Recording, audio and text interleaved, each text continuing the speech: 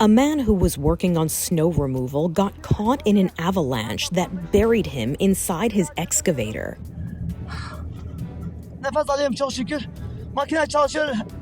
Not knowing if he was going to make it out alive, the man, named Irfan, started recording messages to whomever would find his phone. It happened in Turkey's Sirnak province. A crew was working to clear a road to a village that was snowed in when the avalanche happened. Afterward, additional crews were called in to rescue Irfan, who was unharmed.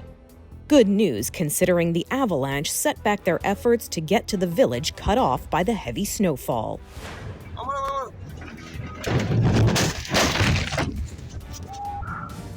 For Inside Edition Digital, I'm Montalbano.